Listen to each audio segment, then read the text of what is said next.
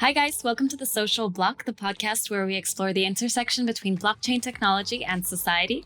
As usual, we'll explore how this new technology can shape our lives, our society, our culture, our institutions, us as individuals, and pretty much everything that is going to make us a more empowered and equitable society. I'm your host, Magy, and I'm happy to have you listening today. So a couple things before we start with today's episode. Please like and subscribe this episode. Watch previous episodes available in our YouTube playlist or on our Spotify, Apple Podcasts, Google Podcasts. We've also prepared a really important survey for all of our regular listeners to fill out.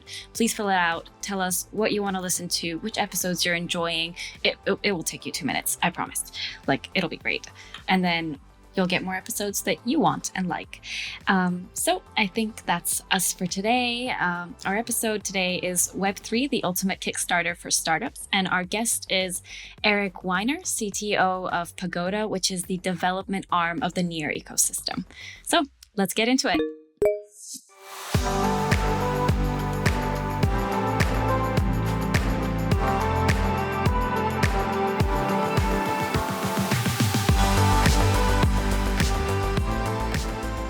So, hi, Eric. How are you doing today? Doing great. How are you? I'm great as well. So it's really great to have you here. I'm excited about our episode on startups. And do you want to kind of kick us off by telling us a little bit about yourself and about Pagoda and NEAR? Sure thing. So my name is Eric Weiner. I'm the CTO of Pagoda. Now, Pagoda is kind of the core development arm of the NEAR blockchain and the NEAR ecosystem around the blockchain. So the NEAR blockchain, it launched a little over 3 years ago. We just celebrated the 3rd anniversary of our mainnet launch. And NEAR is a blockchain that's built to be great for consumer applications. And so my team helps build out the core blockchain, the core protocol.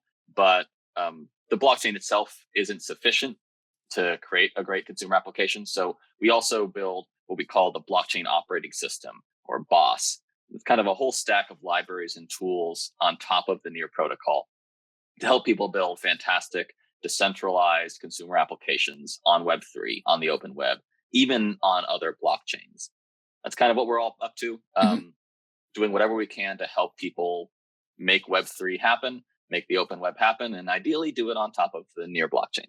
Awesome. Well, I just wanted to kind of jump on the BOS topic because obviously Pagoda has the developer console, and then there's BOS. So what's the difference between the two? Where do they overlap? I'm just a little bit lost. The course of what we've been doing is trying to make it easier and more seamless to build open web applications. And so when we looked at what the problems were, you can give people a protocol and say, here's a blockchain. Go, but that's it's pretty underlying, complicated technology, and it's not something that somebody who's coming in unopinionated about whether they want to build on top of a blockchain at all is going to go lean on. So the developer console is really was trying to make it so that you can effectively build essentially the back end to your startup on NEAR. Easy ways to write and deploy and manage your smart contract deployments. BOS is taking that principle and expanding it across all aspects of building an application. So it involves decentralized front ends. You can build your user interface in a way that's where the code is stored right there on the NEAR blockchain. It's downloaded from the blockchain, displayed in your browser. An identity system we call FastOff, where your users can log in with just an email address, no need for passwords, use your biometrics on your device. You don't need to download a wallet. You don't need to install some extra software. You don't need to go back up a seed phrase, all the stuff that makes Web3 onboarding so difficult in the past. So we have all these sort of layers that come into play in order to build, when we all put it together, it seems like an operating system. It has all these different tools so that you can go build an application on top of it. And users who come to your application are going to get a consistent experience across all the applications built on the system. And it's going to be able to work together, just like the apps on your phone work together, the apps on your computer work together. So it's kind of like the abstracting away complexity machine, I guess, for if I'm like an entrepreneur, a developer, and I'm also an entrepreneur, and say now I'm a Web2 developer, and like Boss will allow me to kind of easily ease into Web3, whereas I would otherwise probably be a little bit, I guess, stuck on it. And I would probably go for like something a bit simpler that's a little bit more not decentralized, something like that. Yeah. That's exactly right. Awesome. You would end up, what we see for most Web3 applications so far is that they're either built by or targeted to people who are really, on a principle level, care about the concepts of decentralization, of transparency, of zero trust that blockchains espouse. And that's great. We love people who are really, that's why we built this, and we love that. But that's not the mainstream founder crowd. That's not the mainstream startup crowd. That's not the mainstream developer crowd. Yeah, it's a huge hurdle to adoption, isn't it? That like we're building, blockchain people are building things for blockchain people, and then where does everybody else come in? Like, how do we get them here? No, that is how we've created new blockchain people. Mm-hmm. I was previously working in the NFT space, and we saw a lot of people who were drawn in by, hey, this is some cool digital art. Hey, this is some fun community to join in. And then they say, hey, what's behind all this? And they start to learn about crypto, and they start to learn about blockchains. And then, a year later, they're crypto Twitter degens. So it is a strategy that has worked slowly but surely. But I think we need, in order to take a big leap, you need to build a development platform and enough of an ecosystem that you can start a business on it, so that you can succeed on the open web, even if you don't care about the open web for its own sake. Yeah. And same thing goes for the end users. Well, speaking of caring for the open web, like it begs the question, why build on Web3? Like, I have a couple like really strong reasons myself, like why I would prefer to use apps and like interact with companies who are building in the Web3 space. But I just want to hear your perspective as someone who's actually trying to actively get startups to start building in the Web3 space. They say when you're starting a startup, you need to go find a problem, and then find a problem for your customers. And sometimes it's a matter of just picking the right problem, but it's also about picking the right solution to that problem. I think there's a lot of untapped possibilities in the Web3 space. And so I think a lot of problems, even problems that startups have already attempted to solve, might be solved in a newer, better way if you really leverage the open web stacks. I think about how, Bitcoin was invented, I think just about 15 years ago, almost 15 years ago to the month, which is pretty cool. And Ethereum was kind of the Web3 progenitor, and it's started about 10 years ago now, I'd say. And that seems like a long time, but it's really kind of new, and we're scratching the surface of what this technology can achieve. I went and looked this up a few weeks ago. Okay, so 15 years after the web was invented, we didn't have Facebook yet. We didn't have Gmail yet. We didn't have World of Warcraft So yet. we're going faster. Yeah. Oh, yay. Because everyone's just like, oh, blockchain is progressing at such a sluggish pace. And I'm like, it's not. No. We're sprinting. Yeah. We're sprinting, and we're still at the beginning. There's so much more, we come back to this conversation in a year, in 5 years, in 10 years, there's going to be so much happening that we wouldn't have dreamed of here in November 2023.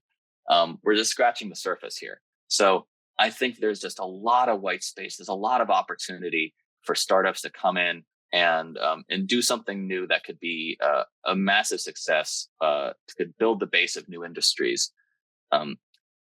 All we need is platforms to build off of that aren't as intimidating, so you don't have to start from scratch. We need a community you can market to and you can join in order to help you build. And we need great people to help to come do it. Yeah, we need to birth ourselves some new blockchain people to make things go forward. But I have a really good one, a good nugget for this. And I was thinking of okay, why Web3? And what's the biggest problem for me in Web2? Well, it's kind of like the impending doom fear of the modern monopoly, your Googles, your Amazons, your Facebooks. And it's because it's very hard as even a startup. So like it's hard as an individual to break free from these like institutions who basically rule the web. Like, all of these like cloud-based services, everything is like going through these companies.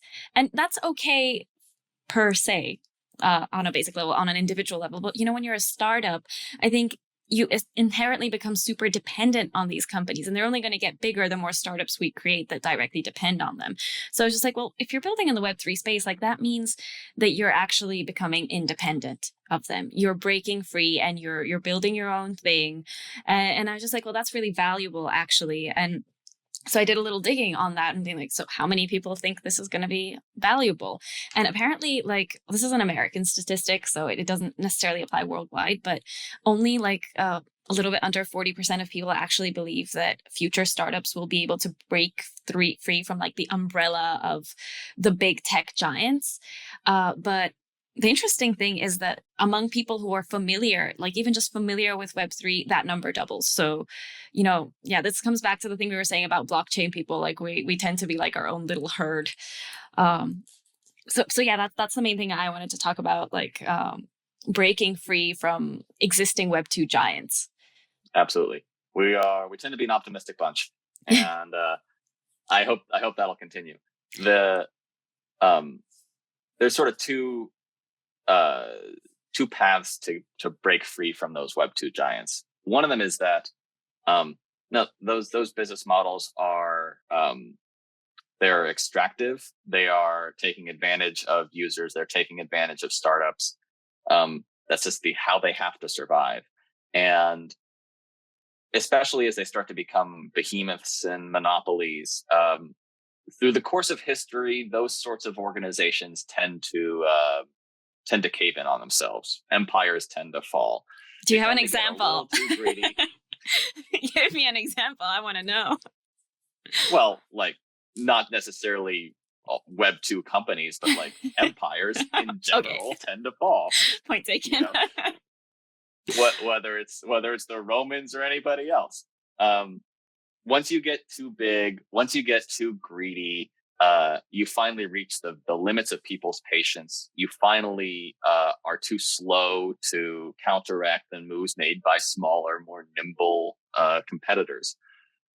Do you know what? I had an episode, not the last one, the one before, where I was talking to Amanda Wick, and off camera we were talking about kind of the dynamics about just kind of crypto and the way, it's being treated in different jurisdictions. And she was just like, right now, it pays off to be small and nimble rather than like a big fat bully, which is what you're saying about the empires. And I think that applies just exactly perfectly in this context. And it's not just because she was talking about like jurisdictions and the big economies, globally that are, some of them are trying to basically get rid of crypto, but others, like the smaller ones, are trying to embrace it. And she's like, it makes sense to be small and nimble right now. We're going to get like overtaken.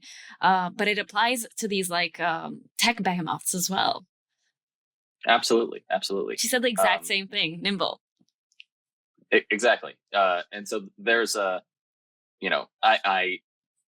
if these companies are smart, they will see this coming and get ahead of it and, don't be evil, what people usually try to do. I don't have a lot of, I'm not optimistic that they will. But if they do, still, there's a lot of opportunity for people in the world to sort of retake control of their own privacy and their own data. We are, a lot of the Web3 and a lot of the crypto community is very privacy centric.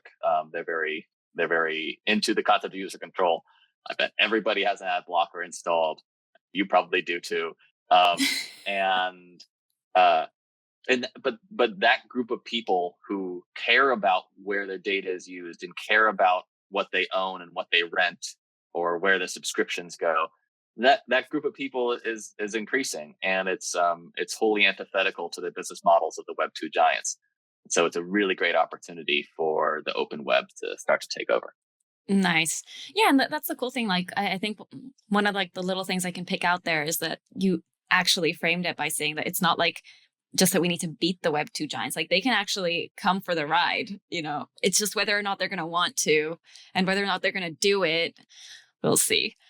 There's another thing, another advantage I just like had an idea about for like Web3 for startups specifically and being small and nimble, and it's automation. Because, a lot of Web3 with like our smart contracts and everything like blockchain, we're very attuned to the idea of automating processes. And I was actually talking to one of my colleagues. He's doing a lot of like automations for Nexo, and he asked people for ideas, and I wrote like a whole bunch. And I'm a PR person, so like my job doesn't necessarily need to be very automated, but I had so many ideas of how it could be done better, of how he could like just build us a few bots that could just feed us things directly. And yeah, and it's not just that, it's like so many other things, including like AI work. But the thing is, once we have automation, be it actually just via AI or through smart contracts of our like actual ops processes and in like startup tech companies, we no longer need that many people to make the magic happen. And that's really cool, because suddenly you have these big corporations, like we all saw this, like how they were firing people like across the board, laying people off. It's because it doesn't pay off to be that big anymore, because we can actually compensate in different ways. So we're little, we're cost efficient, and we're work efficient because of automation. And it's because we're just so adept at it already. So we need to like kind of, I don't know, I think that's like a good hook, like automate, because it's completely like, I think that the corporate world, the working world is completely going to change. All that grunt work just isn't going to exist anymore. We're all going to be able to function and be more effective as humans. Absolutely. And the really, the mind-blowing thing about a smart contract, the thing I always try to drive home when I'm trying to explain to somebody what it is and what's power is that it is an agent of itself. It is autonomous. And especially as you start integrating that with AI, the ability for a smart contract to hold value, to have its own bank account, to have its own property, and then to be able to use that or interact with other smart contracts is incredibly powerful, especially when you bring the recent advances in AI into the mix. Yeah. And so the possibilities of that are really incredible. In the Web2 world, the code is, the code runs at the behest of the operator. I'm going to click a button and a program is going to run. And that program can only interact with another program if both of them are agree to the situation. We saw that most recently with Twitter or whatever it's called these days. Shutting off that API access, putting it behind a huge paywall, cutting a lot of businesses that were built on top of that infrastructure off at the knees.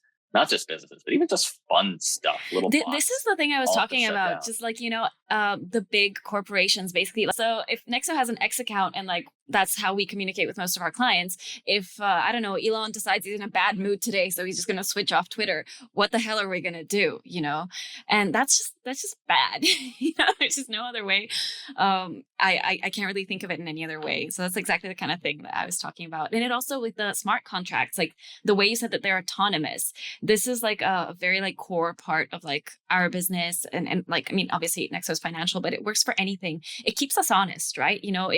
It gives you a different kind of faith in the startups that, are being built on Pagoda and on the NEAR blockchain. Because if you're interacting with the startup and like, hopefully, it's built mostly on smart contracts and stuff, you have a little bit more of like a safety net that, there isn't just like the CEO says like, you know what, no, this person, like, let's just screw them over. Like just push this button and like, just not give them access. They can't do that.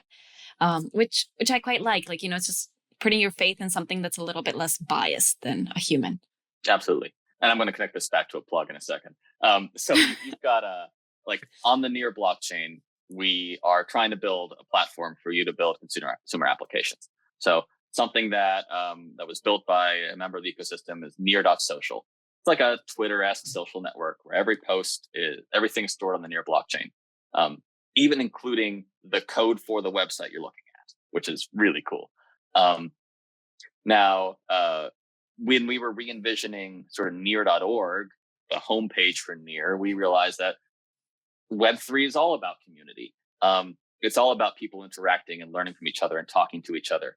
And so we integrated a lot of NEAR social into near.org in a friendly way. And we can use that same data and we can use the same code and we can have sort of a more tailored community there. You go to neardevhub.org, that's more of a place, it's more of a marketplace for people to build on top of NEAR, even get paid to build on top of NEAR, or request other people to build features into the NEAR protocol. Also built on those same features.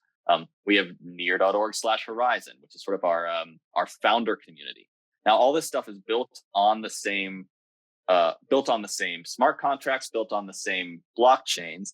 They're interoperable, and it works really well now. Now, all these organizations I mentioned, we're all friendly, we all talk. But if that devolves at any point, if Elon Musk buys out 2 of those 4 organizations, there's nothing you can go yank. It's all still on the blockchain. It's all still open. It's all still interoperable. It's all going to still work. And I think that's a really powerful thing. And it helps you build a startup or a business or even just a fun application that you know is going to continue to operate indefinitely into the future.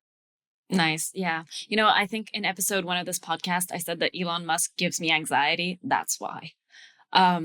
So, I mean, I think he can be a good driver of certain processes in society at certain times, but I also fear him a lot. Just like, what? Yeah. I want to say, like, I am glad that Elon Musk is kind of an open book. He says what's on his mind, and a lot of people are like, "Oh my God!" Does he say everything that's on his mind? Because yeah, I don't know.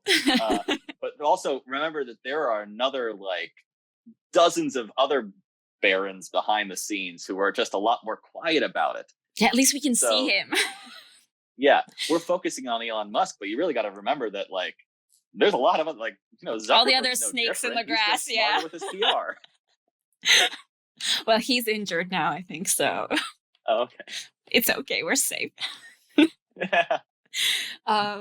So I have a next question that's, I guess with your experience specifically with, driving startups to build on NEAR. So what do you see, like what are startups currently leveraging most from the Web3 space when they're building, and what do they need to be leveraging more? Well, I think that the most successful startups in the Web3 ecosystem are leveraging the fact that it is an ecosystem. Building a community around their user base, building a community with other Web3 applications, with other blockchain creators.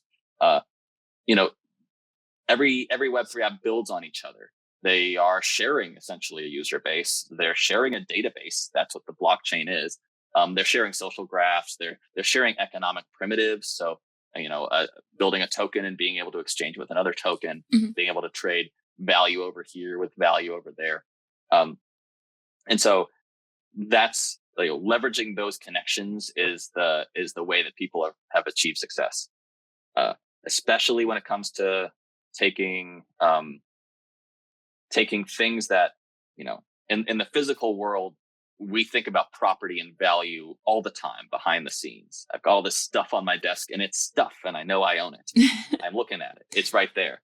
And we kind of lost that in the digital world, and we forgot that the stuff we own should be stuff that we actually own, and we don't just subscribe to it, or we don't just sort of, go to a website and hope it's still there. Bringing that concept of ownership, whether it's for items, little less tangible forms of value, whether that's fungible or non-fungible, and bringing that into the digital space is really powerful. And the people who find ways to leverage that have been successful. So real world assets type. Yeah. I mean, I agree with that so much. I think like that's a conversation I've had with probably everyone I ask. We always like ultimately get to the real world assets aspect. So you think they're leveraging that like powerfully now, or they still need to focus in on that? Well, I would say like putting real world assets into the Web3 ecosystem is still at a pretty nascent stage, but even digital assets, I think, a lot of stuff is fundamentally online right now. That can be things like art, a JPEG. We turned it into an NFT, and all of a sudden it is an asset that's online. But it can also be, an item in a game. It can be your data. It can be your identity. It can be, it can be a tweet. It can be anything that, these are all things that can be property. These are all things that can have monetary or social value. And by building on Web3, we at least model that accurately. Mm-hmm. It doesn't necessarily mean you need to go around selling your tweets, but it means that that tweet has an owner, and that owner is you, not Twitter. And I think if you start from that base, you can build really cool interactions, and wasn't there? And like it's a better place to build that interoperability on. Another application can say, "Oh, can I see your tweets?" And you say, "Yes, they are mine. Here you go." There was totally, I distinctly remember somebody selling tweets, somebody NFTing tweets and then selling them. And it just kind of doesn't make sense because you don't technically own them, because Twitter can just like delete them if, things get too out of hand. But it was just like during the beginning of the NFT craze, when everyone was still trying to figure out what NFTs were. I remember I found them super interesting, and it took me like probably about 3 weeks to like actually for my brain to kind of connect the dots. I'm like, oh, okay, I actually know what non-fungible means now. I'm surprised that took me so long, but I think it took the world longer. So, but yeah, there was someone trying to sell tweets, but I just can't remember. Yeah, I think Jack Dorsey somebody. Yeah, I think it was Jack Dorsey. Yeah. What, did he NFT his own tweet, or did somebody else NFT his tweet? I don't even remember anymore. I don't know. But yeah, that was a good example. Yeah, like having been in the NFT world for a bit, I always hated that term. Tried to get rid of it before it took too much hold without much success. But an NFT is just a thing. And so when people talk about the NFT market or like NFT trading volumes, and like what you're talking about is thing volumes. How much, the thing markets are down 20% today. Like, sorry, you gotta be a little more specific there. Okay. I get that the sell somebody else's tweet markets are probably down 90%. That was kind of maybe a dumb idea to begin with. But how about other things that are important to you? Yeah, this is other things that make sense, things that matter, stuff that matters. There was a book called Stuff Matters. It's really good. Yeah, you know what? Because it comes down to ownership as well, though, with like these NFT things, like with the tweet with Jack Dorsey, like, does the person who made the NFT actually own the tweet? Unless it was X or Twitter or whatever, probably not. So yeah. Anyway, without turning this episode into for episode one was Who Owns Your Money. This is going to be Who Owns Your Startup. But no, I'm not renaming it to that.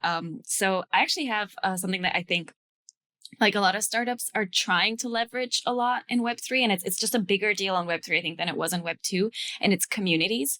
Like Web3 has a penchant for communities, like a really, really strong affinity to attracting people who are vocal, who speak up, who tell you what they want. And then like for some reason, like the blockchain industry is always trying to build it.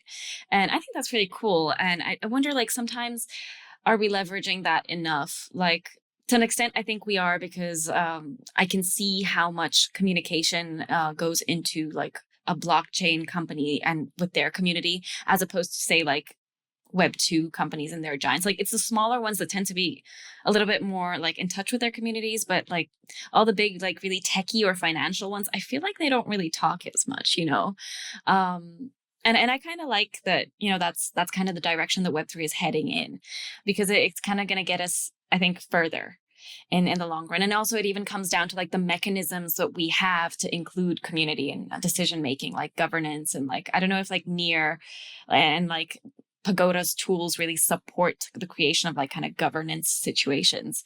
But that's my take on like what we are leveraging well, but also need to leverage more. Absolutely. Yeah.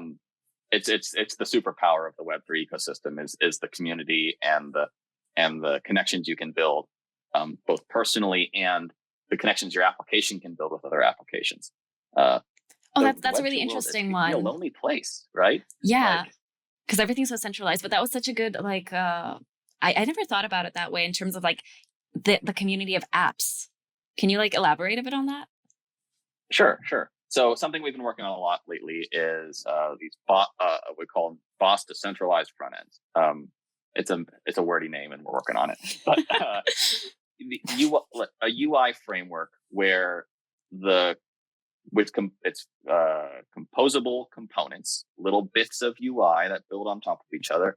The code is stored right there on the NEAR blockchain. You can go view the source code of anything on the page or any little bit of the page, from a button up to a trading widget, up to a social post or anything.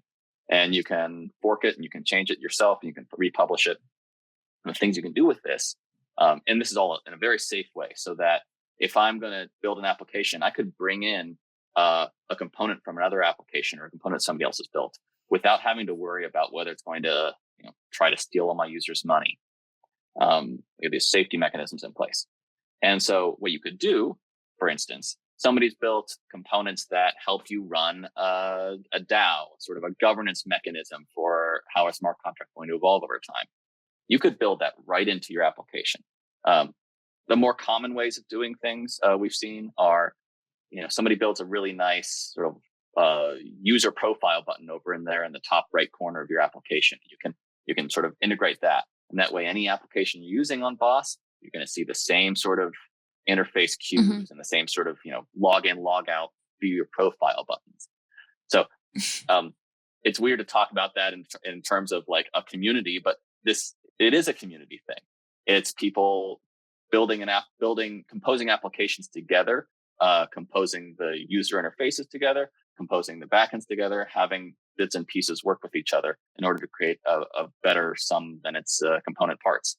Stuff you got to do either from scratch on the Web2 world every time, or you're paying somebody. You're going and finding some vendor and who maybe does authentication and identity well, and then you sign up for their pro plan, and at $15 a month, then you sign up, and then when you're successful, now you're paying them $20,000 a month. Oh my God. Yeah, I remember having this conversation with one of my former guests, Max Howell, for the open source episode that we did. And this is exactly what we were talking about, how essentially progress gets faster and better when you have kind of open source. But like, I guess taking that to the next level, what you're saying is like, it's not enough for something to just exist in its open source form. It's good for it to be like connected enough to be easily integratable. Because he was talking about like all these, like, he was like, oh yeah, back in the day, we used to do it like this massive mail thread, and all these people would give their opinions. And then the only thing that would happen was like the last person who just like went and did it would win. It didn't matter what you said. And I was like, oh God. Yeah. But yeah, it makes a lot of sense actually. Things. And something I really love about the NEAR ecosystem. We have, I mentioned DevHub earlier, and this is I think the best of Web3, because we have a community where people are suggesting how the world of NEAR should improve, which is great. There's no shortage of ideas out there in the world, but you can also put some money behind it. You can say, "Oh, I will pay you $1,000 to go do this," and it's all built into the platform itself. You can say, "Hey, I'm looking for work." You can connect with founders who are looking for people to do that work. So by integrating, we can integrate sort of the social aspects, the community aspects. We can integrate the payments aspects, and it's all on the chain. We're not heading off to Twitter. We're not heading off to Discord, because the NEAR blockchain is so scalable. Because you can use it for a consumer app, you can put every little interaction right there on chain for cheap enough to actually do it, scalable enough to actually do it, so that we can eat our own dog food and build these communities that are actually on chain instead of just wishing they were. Speaking of like your own dog food and scalability and everything, so I'm literally just using this as a really good opportunity to learn, and hopefully my listeners will appreciate that. NEAR is supposedly really scalable because of its sharding solution. Can you kind of just like explain to me, like I'm 5, what is it? How does it work? A decent way to think about what a blockchain needs to do in order to work is that you send a transaction, whether that's I want to send 5 NEAR to you, or I want to execute the smart contract, and then somebody's got to go run that code. Somebody's got to go validate that that's a correct transaction, that you have the money you say you have, or you're allowed to execute that contract, or you figure out what the results of executing that contract are. This moves over there, this changes here, this post shows up on this website, whatever. So the inherent limitation there is, in the blockchain world, classically, every node on the network has to run every transaction and keep up with the state of everything that's going on. So which takes forever and isn't feasible. Yeah. I send you 5 NEAR and 1,000 computers or 10,000 computers are verifying that same thing. So that's great, but it's not scalable. Yeah. Sharding is splitting the blockchain up into different, we call them shards. It's a name. Every account gets slotted into one of these shards. And now every computer on the network every validating node on the network has to run a quarter of the transactions or an eighth of the transactions or what have you. It helps us expand the blockchain, what it can accomplish, the amount of accounts we can take, the amount of transactions we can take, without having to split the blockchain itself. Mm-hmm. So instead of saying, okay, we've got Ethereum and it's expensive and it can't do that much at one time. Lately, a lot of people have been making what are called these layer 2s.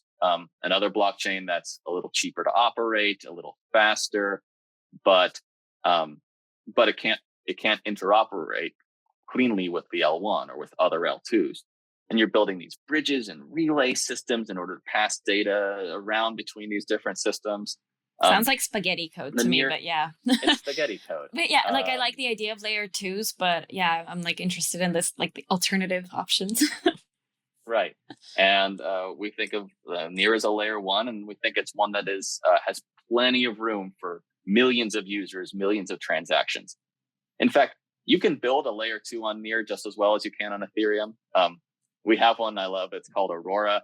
It is an Ethereum compatible blockchain built as a single smart contract on NEAR. What does it do? Which is a little bit mind blowing. Yeah, is it meant to like serve as a bridge between like Ethereum and NEAR? Is that the goal? Can. Yeah. Okay. What a lot of people use it for is you can take a smart contract that works perfectly fine, that is already written for Ethereum, and you can deploy it on Aurora. At that point, it'll be interoperable with the rest of the NEAR ecosystem that's on the same thing, and you're going to get faster finality, faster confirmation, cheaper transactions than you would on Ethereum, all just because it's built on top of NEAR. Nice. So it's a layer 2 of Ethereum on a different blockchain. I love it. I love the audacity of thought that this team had. They were just like, let's do it. Good job. Yeah, there is so much. I'll admit I'm relatively new to the NEAR ecosystem.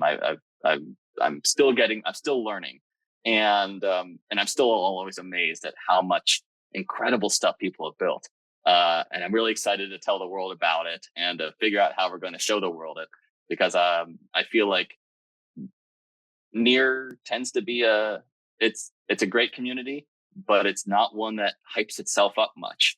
And there are people in the blockchain world that are all about hyping themselves up. And it can sometimes drown out the voices of people doing really amazing stuff. Well, we saw what happened to a lot of those hypey people in 2022. So I think we're safe. Like, I think all of the actual, protocols, the ones that, the blockchains survived, the quality, companies that were working with blockchain technology as well survived. So I think we're relatively safe. I think quality shows in time. It absolutely does. But there's also a lot of great technology out there that never really found its market fit, or that had a market fit but never was able to get that news to the right people. Mm-hmm. So that's what a lot of what we're focusing on at the NEAR Foundation, which that's their job, and at Pagoda, where we're sort of the technological development arm of it, in order to make people, make founders, make builders, make users hear about NEAR and what we can do for them. So what challenges, do you think most founders and entrepreneurs are kind of facing when they first kind of say they come to you, they contact you, there's we want to build this thing, we want to use, BOSS, we want to kind of get with the Web3 world, and where do you find that they get stuck? Well, historically, building on Web3, it's been an additional burden. There's this quote, it's about regular expressions, but I love it for other things, where it's okay, some people, when they have a problem, they think, I know, I'll use Web3. And now you have 2 problems. You cut a corner and then you get 2. Well, this isn't cutting corners, but.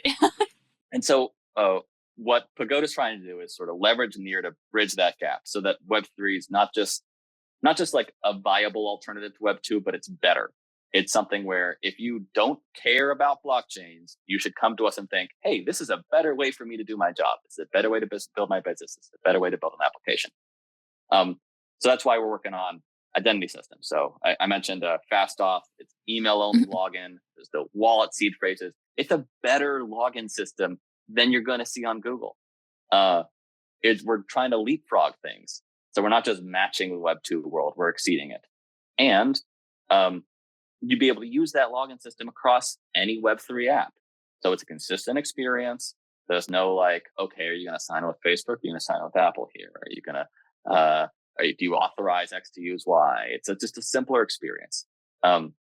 We are building a multi-chain support so that you could use that one account across all blockchains. So that as an end user, I shouldn't have to care what blockchain is under the hood. Yeah, your identity is your identity.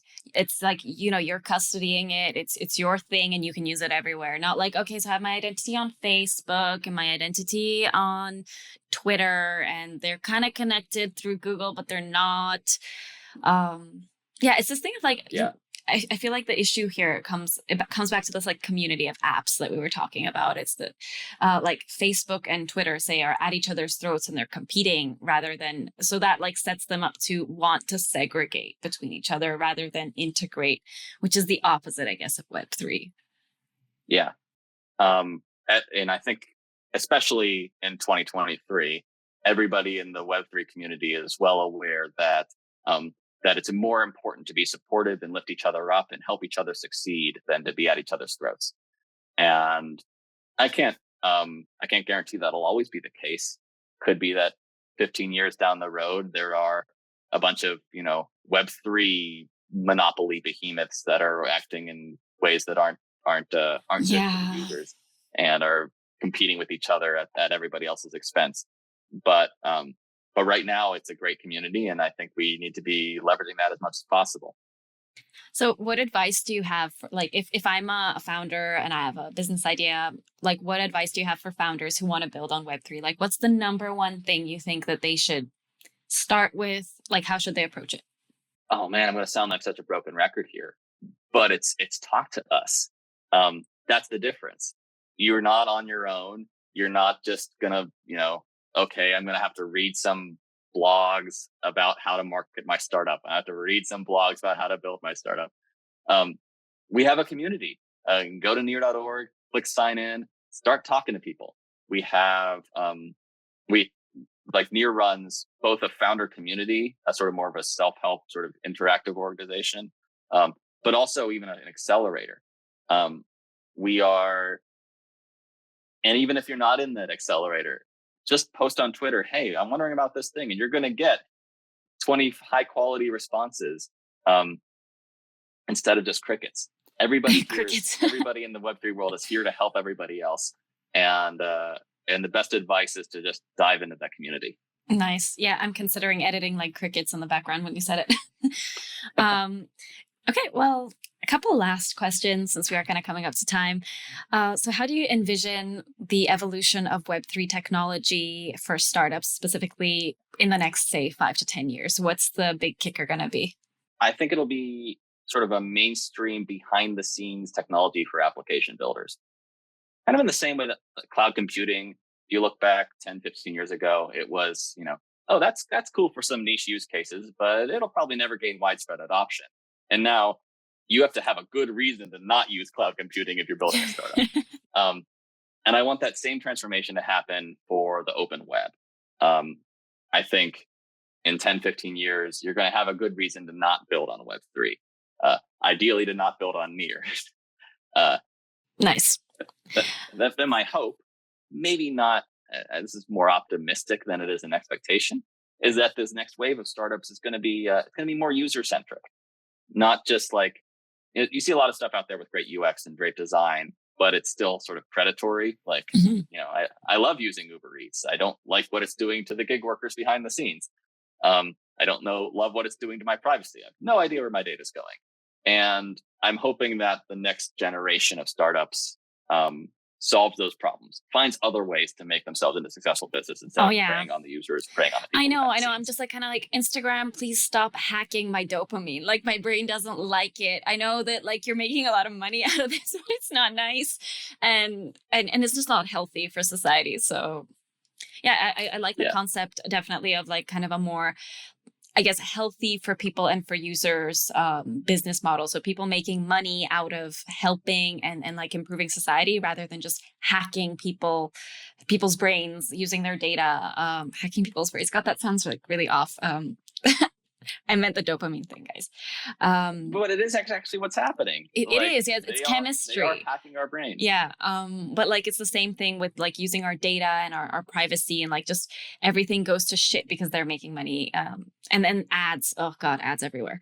We're turning into an episode of Black Mirror slowly. So I like ending the episodes with asking my guests always about whether they have any final thoughts or anything specific they want to share with our listeners before we let them go. I've been in crypto for 10 years now. A lot of what people perceive as ups and downs during that time, especially if you're looking at a price graph. But I don't like to look at price graphs. I like to look at who's involved and what they're working on. And I think the future is so bright for the open web. I think the future is so bright for blockchains, for crypto, and for Web3. There is a lot of serious work happening. There's going to be a lot of unserious work in the future, just like there has been in the past. There's all going to be more hype and more scams, and we're not going to completely quit it. But I think there's no better opportunity than I've seen in the entire history of blockchains to be building on them right now. Nice. Well, thank you very much, Eric, for being with us today. So I really hope everyone enjoyed this episode. I'm sure they will.